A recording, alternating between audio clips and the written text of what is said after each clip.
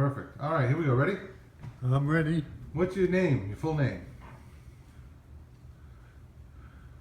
I'm ready for my close-up, Mr. DeMille. Okay. What's your full name? Thomas Murphy. And what does a D stand for in your middle name? Donald. Okay. And where were you born? I was born in Lowell, Massachusetts. Okay. And how many brothers and sisters did you have? 7, right? 7. Okay. So what's the first place you remember living in Lowell? Where was that? I was born on Willow Street in Lowell, about the second house from the corner of Andover Street. Okay. And were they cold water flats that you lived in? No, it was a cottage. Oh. Then I moved to Fayette Street in Lower Belvedere. And then, do you want the different houses? Sure, wherever you lived, right. Then we moved to East Merrimack Street in Belvedere at the corner of High Street. And that was a 2-family. Okay. Then we moved across the river to Centerville to Bridge Street. Okay. 323 Bridge Street. Uh-huh. And that was a cold water flat. What about Shed Street? Was that after Bridge Street? Finally, when Raymond got out of the service in the 40s, out of the Army, he bought the house on Shed Street Okay. through the GI Bill. Okay. And that was our first home. Okay. It was an 8-room house. Oh wow, really? Yeah. Now, what do you remember about the Depression? Like, well, first, what did your parents do? Your dad was a dyer in the mills? Yeah, and he was a watchman also. He worked as a watchman somewhere. Was it a security guard? More or less the same thing. Same idea, yeah. And Nana was a stay-at-home mother? Yeah, but she also worked too. She worked in the mill when she was younger, and she worked at a restaurant in Lowell over Fanny Farmers. Something tea room. I can't remember the woman's name. Oh, right. Okay. Yeah. She worked there when I was in high school. Now, first job you ever had, was that at Casellas? First job was delivering prescriptions Uh-huh. at Costello's drugstore. Yeah. And how long did you work at Casellas? From 9 to 19. Yeah. And you were a soda jerk at that time, too? Yeah. Okay. Jackie Barrett, myself, my friend Jackie Barrett, and I worked at Costello's. How much did you make an hour? Oh, God. Maybe 50 cents. Yeah. About that. Now, tell me the story about Aunt Sophie. Was that her name? Aunt Sophie was Leo Costello's wife, and she helped him run the store, the drugstore. Now, they were Polish, right? Yeah, the real Polish name was Kościuła, Okay. and they Americanized it Right. to Costello. Um, He had a brother, Leo had a brother that was a foot doctor, and he had another brother that ran a store in Lowell. now, tell me about the scruffy men that used to come in to pick up their bottles of, Yeah, they sold liquor illegally. right, They didn't have a license. right, So, at the end of one of the showcases in the store, they had cardboard signs, and behind the cardboard signs, they had rows of pint bottles of whiskey. 4 Roses, Shenley, different kinds. uh-huh. And if one of the habitants of the park across the street wanted a pint of whiskey, he would come in and give Aunt Sophie the money, Uh-huh. and she would put a bottle in a paper bag, and he would put the paper bag in his pocket Uh-huh. and go back across the street behind the Coca-Cola plant and drink his whiskey. Now she got arrested at least once for that, right? She got arrested on a Sunday morning. I was putting the newspapers together that were delivered, the Sunday paper. They were outside the store, Right. and a police car pulled up, and Aunt Sophie came walking out between two cops, and she told me to call Uncle Leo and come and bail her out. Right. She was arrested. Right. Right. Now Leo had a drug problem. I shouldn't be saying all this, I don't. Okay. I'll cut that out. All right. We don't have to mention it at all. Yeah, he had a drug problem. Okay. We'll skip over it. No problem. Now, tell me about when you would go to the Polish picnics. Yeah, that was always a nice thing. The bus would leave from Dompolski Polish Club on Colbert Street, Yeah. not the Polish Club at the corner of Hildreth. Right. The one Don't. down at the corner of Lakeview Avenue Right. on Sunday afternoon. We go out Bridge Street to Pelham, New Hampshire, to White Eagle Park, which was a Polish park, I guess. And there would be a polka band that afternoon, and of course beer, Polish food. Was it free? Well, no, Yeah. it wasn't free. And the guys would play cards, Uh-huh. and some people would dance to the Polish polkas and drink beer. And that's when I had my first beer. Yeah, how old you were? About 15, I think. Yeah. What was that like? It was great. It was Yeah. a good time, you know? Very good time. Now, do you want to talk about, well, can we talk about the poverty that you lived in? Is that okay? Or? Sure. Okay. A couple of the brothers were in an orphanage for a couple of years, right? Yeah, but I don't remember that. Okay. I don't remember that at all. Did you know that you were poor growing up, Dad, or was it something that everybody was No. poor, so you were all in the I same boat? never realized it. Never realized it, Right. you know? Yeah. Yeah. But Mhm. there were a few times I would get new clothes, but very, very seldom. Right. It was all hand-me-downs, Well, tell me about your, all being repaired, you know? tell me about your dad with the shoes. Yeah, whenever he saw a shoe that had a pretty good sole, he would take it home and resole one of our shoes that needed it. He would tear off the old shoe with the hole, the old sole with the hole, Yeah. and he had an awl. Yeah. He would put the shoe on the awl, and he would cut out the sole that he found to fit the shoe Right. and attach it. He had to. There was no other way. Couldn't buy new shoes, Right. you know? Right. Right. Now, let's go backwards a little bit. Tell me about what you knew about your parents, living in Ireland as young people, coming to the United States. Well, my mother, maiden name was O'Shea. They had a farm on Castletown Bear Road in Glengariff on Bantry Bay. And she was a farm girl.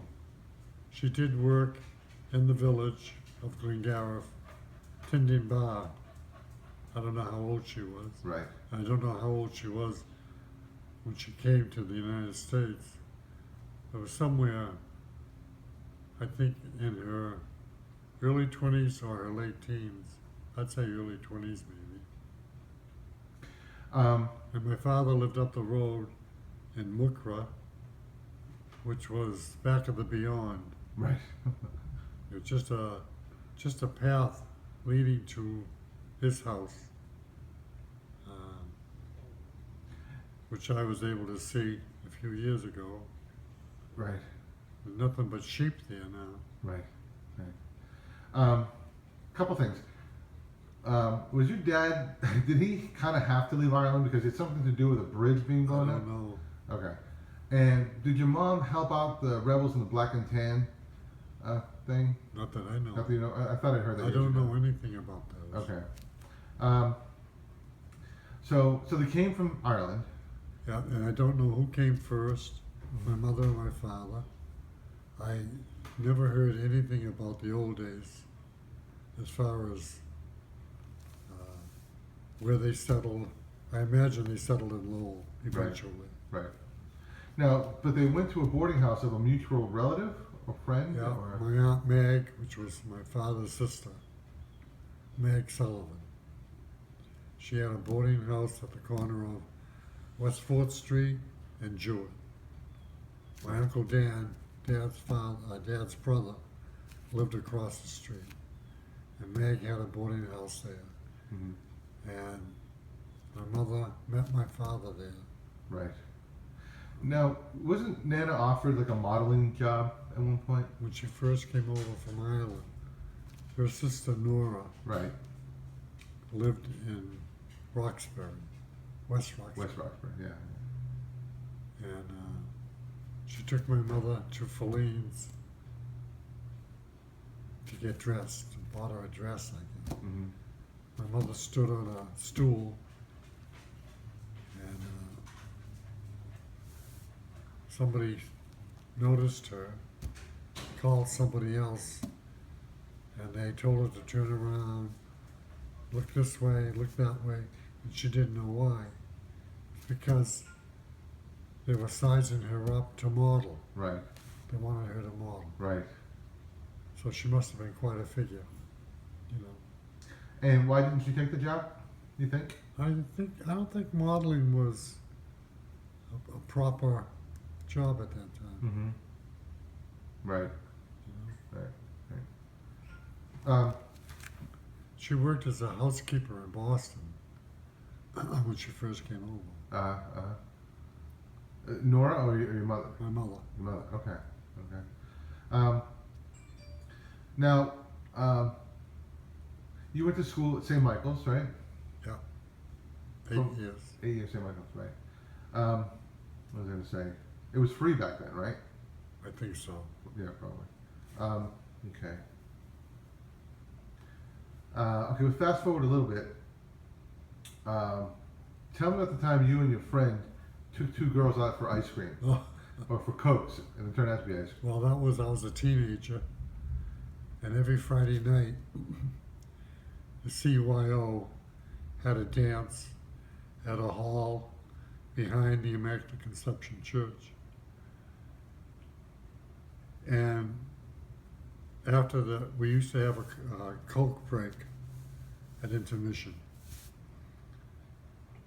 Then at the end of the dance, if you wanted to go for a Coke, there was a place across the street. I can't think of the name of it now. If you go for a Coke or whatever. So Jackie Barrett and I asked a couple of girls at the dance. They were from Tewksbury. Asked them if they wanted to go for a Coke, and they said sure. After break or after the dance? After the dance. After that. So we went over. We sat in a booth. Jackie and I ordered a Coke, but the girls, they were more extravagant. I think one of them ordered a banana split or something, and the other one ordered a sundae. Whatever, it was too much. Right. We didn't have enough money. So we didn't know what to do. Being a teenager, it was a huge problem. So we stalled for time till finally one of the girls says, we gotta go, we gotta catch the bus to Tewksbury. Are you gonna walk us to the bus stop? And we says, I don't think so. So they got in a huff and they left. Still, we didn't know what to do. So I knew the woman behind the counter, very nice woman. Her name was Peg. So I got up on enough nerve and I went over to tell her we couldn't pay.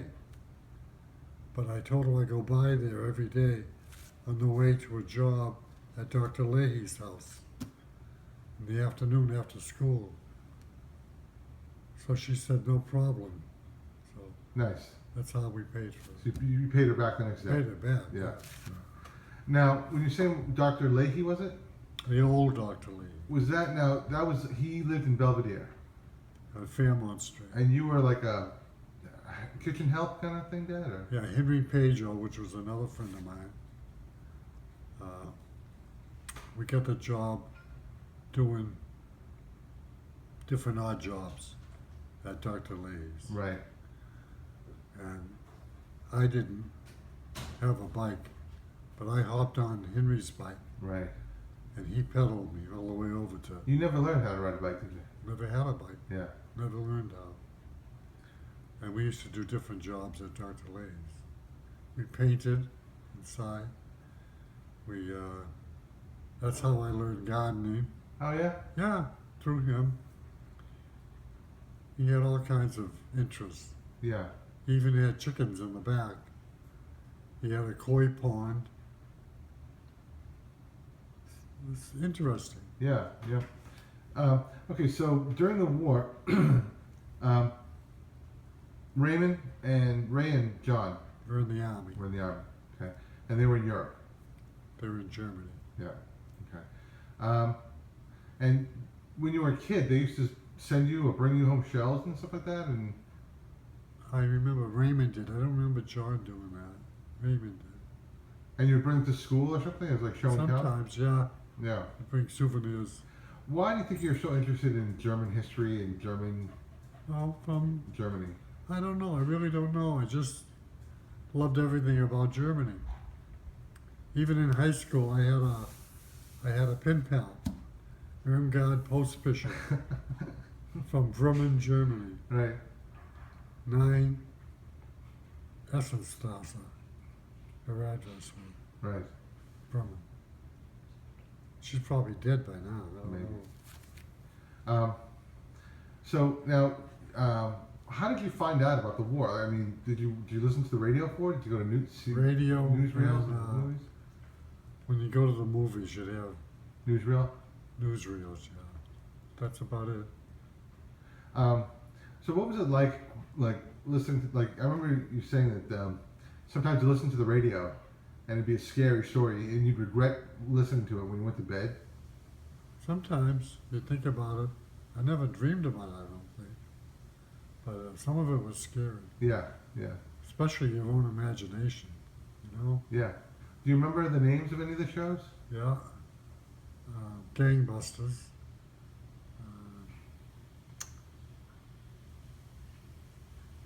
Trying to think.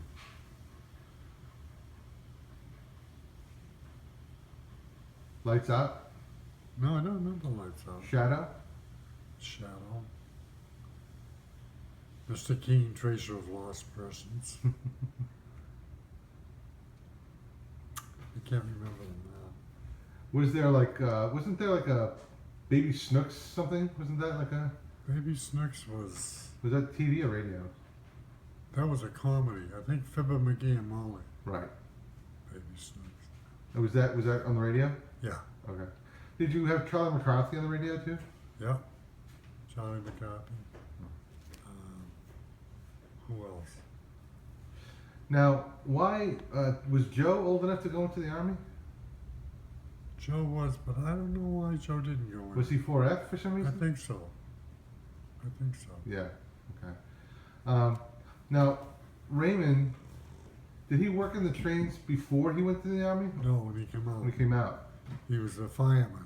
Yep. He used to shovel coal on the B&M Railroad. Right. He'd And- walk home from the depot to the Knights of Columbus on Dunton Street, Uh huh.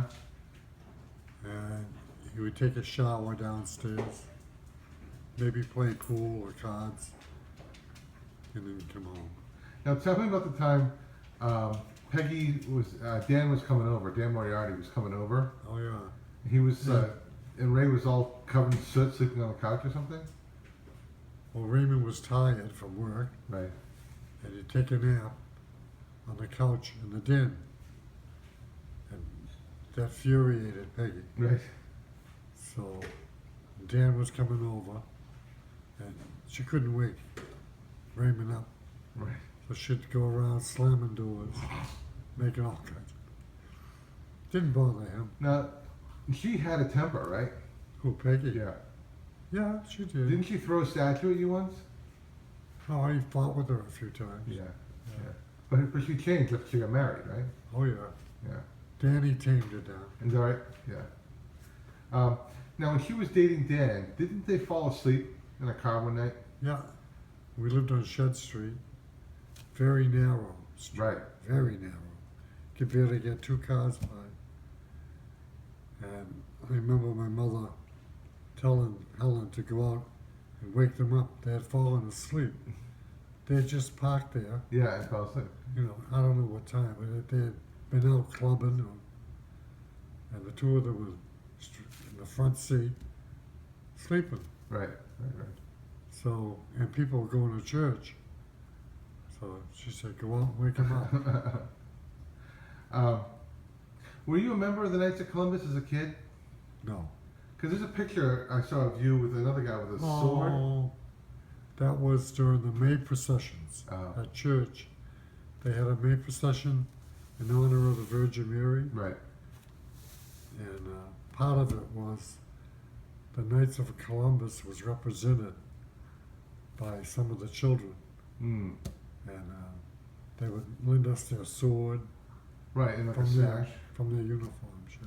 And what was the? I can't remember the guy's name. He was with you. There's a picture of the two of you. Jack Barrett? It wasn't Jack. It was someone else. Oh, it's a redhead.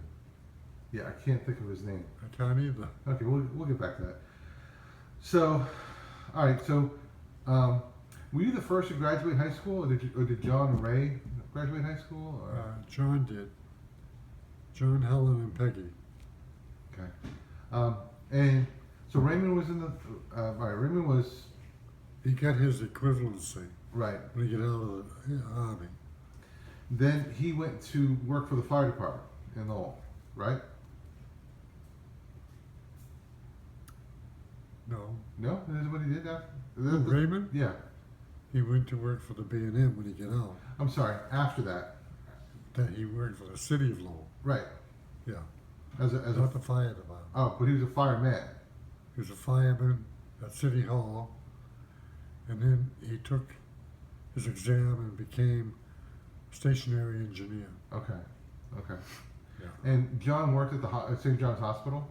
John worked in maintenance before World War II, and when he came out, he went back to St. John's and became controller eventually. Right.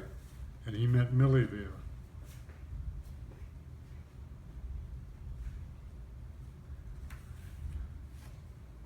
And he met Billy there. He met Millie there. Millie worked in the office. Okay. And what about what did Joe do? Joe did many jobs. He worked many jobs. Okay. His main occupation was a shoe salesman, Right. but he worked a lot of jobs. Right. Right. Let's jump forward a little bit. When did you join the Air Force? 1952. Okay. So you were 19. Yeah. Okay. And where were you stationed? Went basic training at Sampson Air Force Base in Geneva, New York for 8 weeks. Stayed there as permanent party in the squadron I was assigned to as a morning report clerk. And had an accident while I was there. Yeah, tell me about that. Went home for a weekend pass for Washington's birthday in February. And paid for a ride. I took my friend Hobart Farley with me for the weekend. We met the driver at Knott Station in Boston for a ride back. And the next morning, we had a very bad accident, and I wound up in the hospital for 13 months. Um, Broke my femur. broke your femur. But tell the person who was in the seat you had been sitting in died, right? No, I was up front. Uh-huh. We stopped for coffee or something to eat. In the morning, it was early morning, and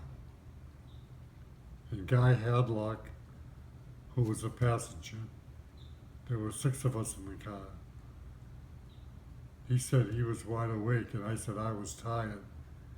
So he said, why don't we swap? So I sat in the back, in the middle, and he sat in the passenger seat, in the front. Right. And half hour later, he was dead. Wow. He died in the accident. How'd the accident happen?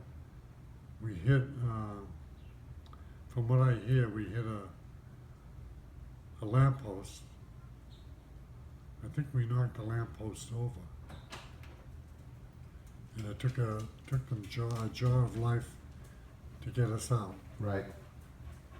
I think it was a 1949 Chevy Coupe.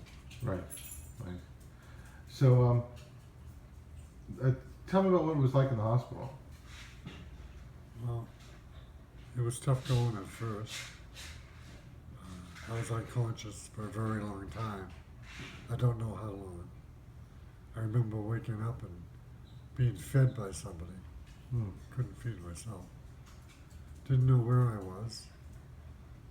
I called a nurse, Miss or Ma'am or something.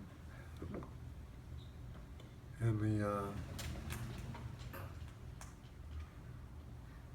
the fellow that was feeding me said, hey, you call her Ma'am, you're in the Air Force. I didn't know I was in the Air Force. Oh, wow. Didn't know where I was. A lot of pain at first. Right. I was in traction for a certain time for my leg. Then I was in a body cast. Then I wore an ischio weight-bearing brace. And then finally, this Major Dobbins, orthopedic surgeon, was visiting. And he determined that they should re-break the femur and insert a rod in there. So that's what they did. They took the left hip, took some bone off the left hip, fused it around where the break was, put the rod in there, and I was able to walk after that. Okay. Tell me more. Like, tell me about the time you were left outside. That was at Griffiths Air Force Base. When you're in an accident in the service, after 90 days, you get assigned to that base. Well, on the 88th day or the 89th day, I had been in a body cast, and they put me outside because it was a nice day. I think it was in May. It was sunny and airy, and I'm sure I must have smelled.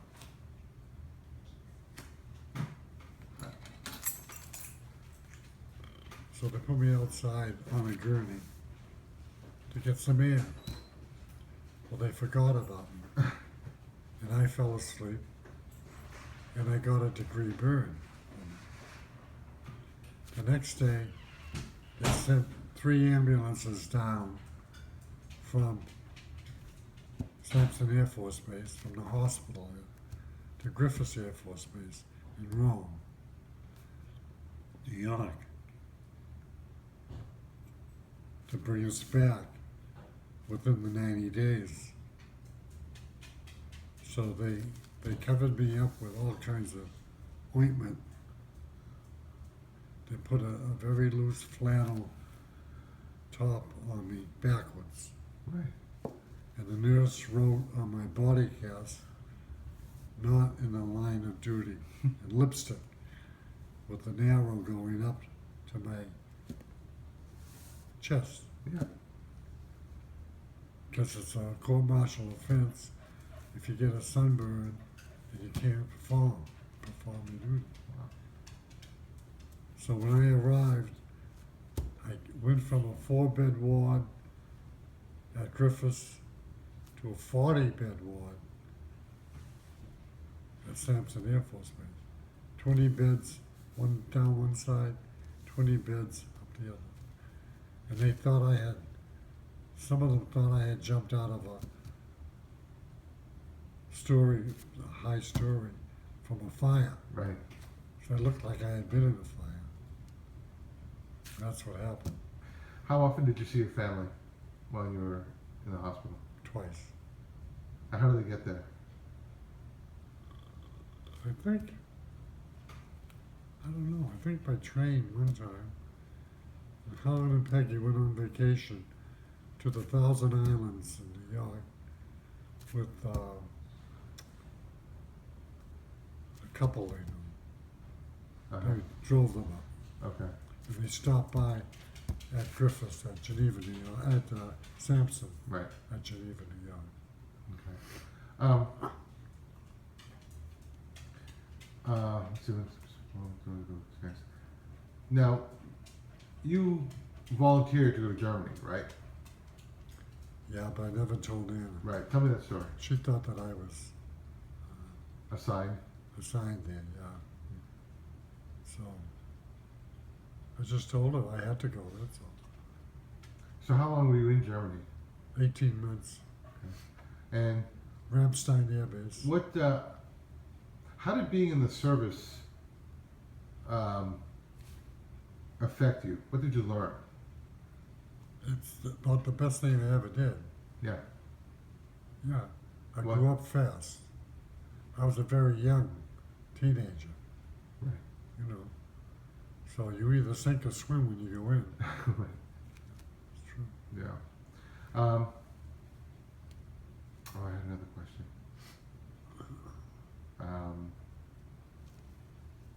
Oh, do you think your accident affected your memory? Somewhat. Yeah. Is it because of the trauma, you think, or? I think so. I think it did. I think it changed my personality. Certainly 13 months in the hospital did. I actually didn't want to leave the hospital, Is that right? in a way, which isn't normal, Right. you know? Yeah, yeah. I think I was inverted or something. So, and, what did you think? You got to Germany? What did you see? What did you do?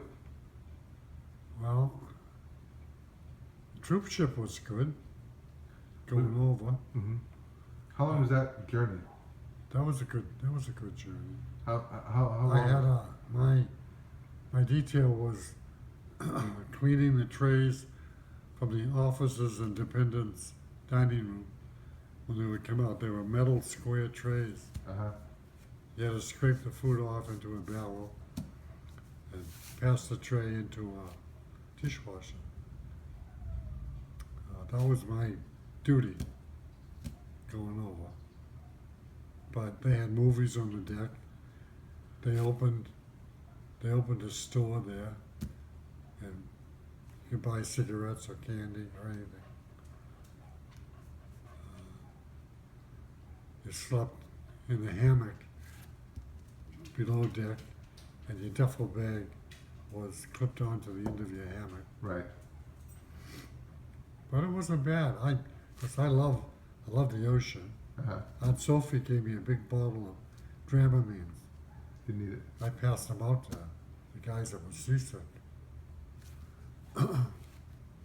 One of the details was cleaning the mops. And yeah, that was another detail. Swabbing the deck.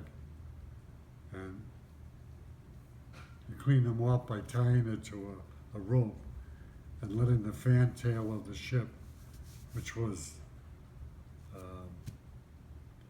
churning and churning. You lower the mop down and the salt water would clean them up. You pull it back up. Well, I had the idea of tying a few mops to the rope, and that didn't work out. They washed away. So they never found out who did that. I would have had the detail all the way over.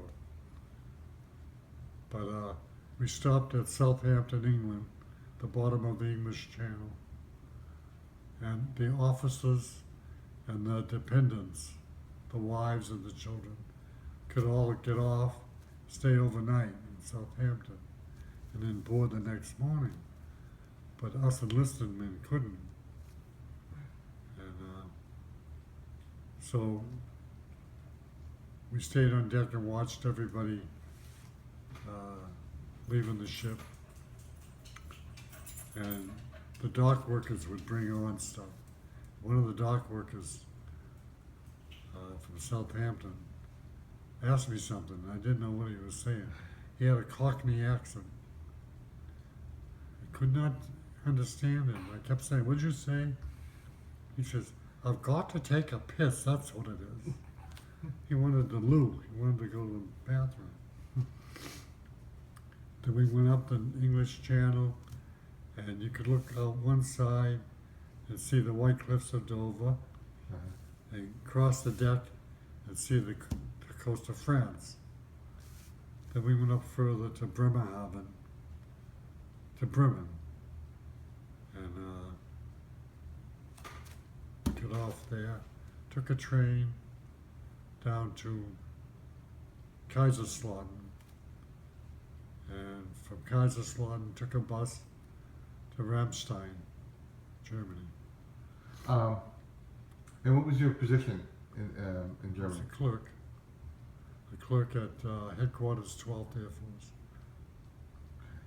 Force. Personnel clerk. Personnel.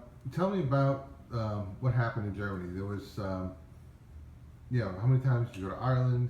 We went to France. You went to I went Holland. to a few countries. Now, how did you get there? How did it work out? What was the first place you went to? I think it was Ireland. The pilots at headquarters, 12th Air Force, flew the planes out of Landstuhl Air Base, which was right across the Autobahn from us. And they would get on the flight plans. And they had to fly so many hours, was part of their Requirements? profile. So whenever there was a pilot going to Dublin Air Base, to Dublin, Ireland, I would get on the roster. I had my name there. They would let me know, and I would get on the roster, get on the plane, and fly to Dublin. He would park the plane, land the plane at Dublin Airport, park the plane on the green, on the grass there somewhere. Okay. And we would walk. Dublin Airport was very small. Yeah. There was only one building. And we would all walk into the airport, go through customs, take a double-decker bus into Dublin City, and get a hotel Now, for the weekend. but you saw your family you never met them before, Glengarry, No. right? I went on a leave, like a vacation. Okay, I'm sorry. So the first time you went to Ireland was just for a weekend in Dublin. Yeah, each time I went was just a weekend, Uh-huh. a hop, Right. just a weekend hop. Except for the one time I went with Jim Searforth to Glengarry. And so what was that like? I mean, meeting your relatives who you'd never met It before. was great. I wish I had asked more questions, and observed more. But I was just 20, Yeah, exactly. Right. But we got a hop. I'm trying to figure out how we did this.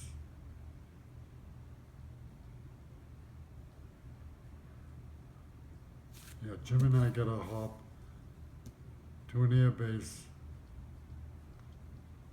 in England, Bryce North, Bryce North Air Base in England. And the lieutenant was taking a cab from there into London to meet his wife. So we shared a cab with him. And we got off at Marble Arch, took a hotel for the night. And I thought it was funny, the clerk at the hotel wanted to know what time I wanted to be knocked up in the morning. Thought that was funny.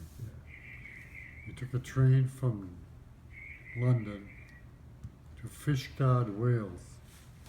And from Fishguard, Wales, took the Innisfallen boat, ferry boat, to Cork Harbor.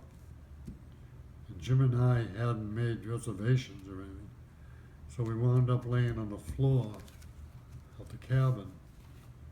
And some guy opened his door and threw us a couple of pillows and a blanket. He had a bedroom. Right.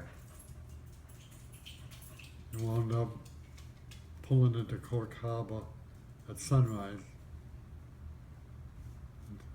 Then took a bus from Cork City down to Glengarriff.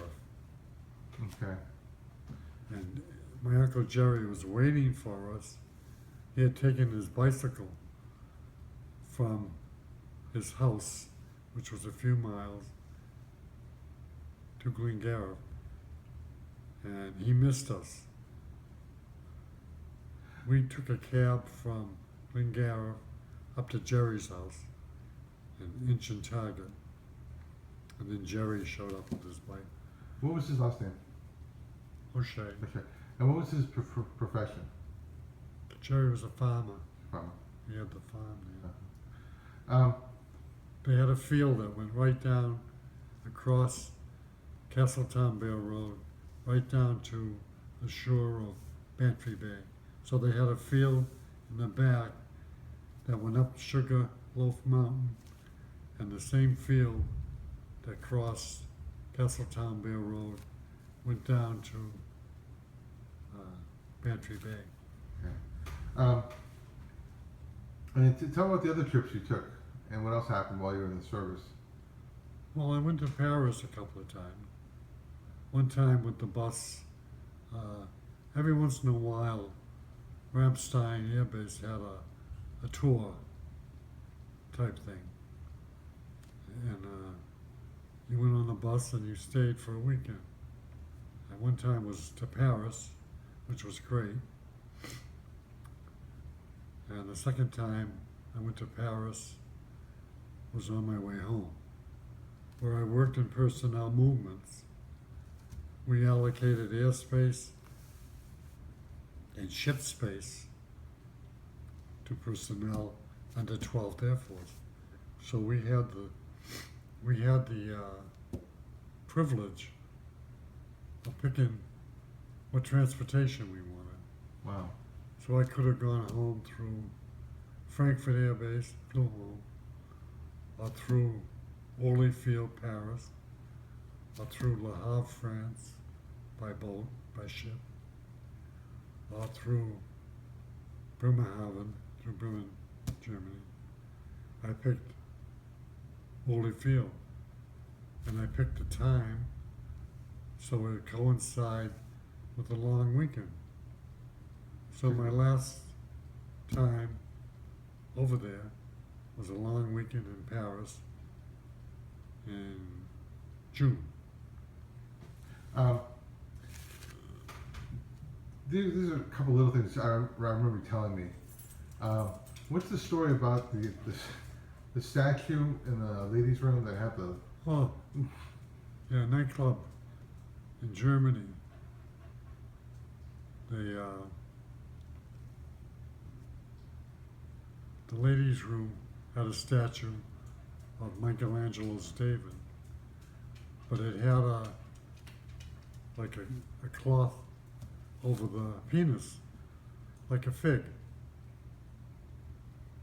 And anytime a woman went into the ladies' room, if she lifted it, bells would ring, the band would play a little, and she'd come out and everybody would look at her and applaud.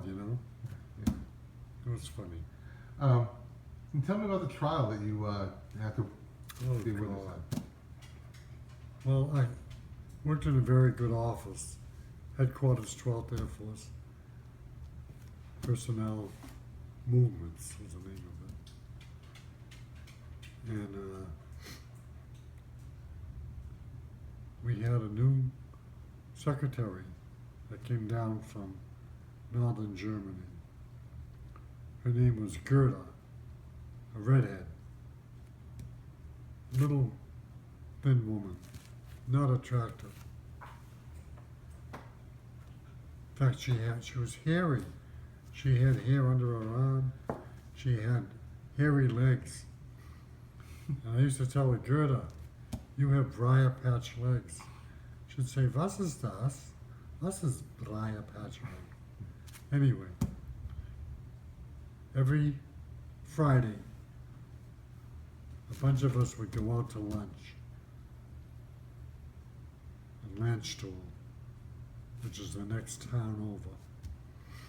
And you could sit outside, have a bottle of wine, a steak dinner for 2 marks, which was like a couple of dollars. Right. And we used to enjoy doing it. One day, we're sitting there, this guy comes along, like something you'd see in a movie. Uh-huh. Had a long leather coat, felt hat, typical German looking. Was taking pictures. So Gerda was next to me. I said, hey Gerda, I put my arm around her. I said, smile, we're having our picture taken. She didn't smile, that was her husband taking pictures. So the next thing you know, I was ready to come home. This was 1956. This was like May. And my special orders were redlined. In other words, they were canceled to come home because I was named as a correspondent in a divorce case. And I couldn't believe it. So I was being summoned to court. Well, a friend of mine, the guy that worked there, Jim, I forget his last name. He married a German woman, Joanne. And we used to know them. I used to know them pretty well. And they felt bad that I felt bad. So Jim couldn't get off, but Joanne went with me. I forget where the court was. Might have been Frankfurt. So I had to appear before a judge. And he asked me in German my name. I told him my name and so forth. He wanted to know if I was in love with this woman. And I said no. Joanne interpreted. And he says, did you ever kiss this woman? I said, no, certainly not. She said, nein, das ist bestimmt, which means that's for sure. Anyway, they lifted the red line. I was able to come home. But if I told my folks that, they never would have believed it. Right. You know? Yeah, yeah. I never mentioned it. Now, backing up a little bit, tell me what, wait a minute. I'm sorry. Tell me about the time you were in France and you guys were trying to find the Eiffel Tower. Oh, yeah, we stayed at the Hotel Ronceret. And it's a real old hotel. Typical French though, typical Paris. Right. They had the wrought iron elevator, you know, Yeah, yeah. grill. You step out on your balcony, you can see the Sacre-Cœur, the Eiffel Tower, all the, you know. Yeah. So we're walking around Paris,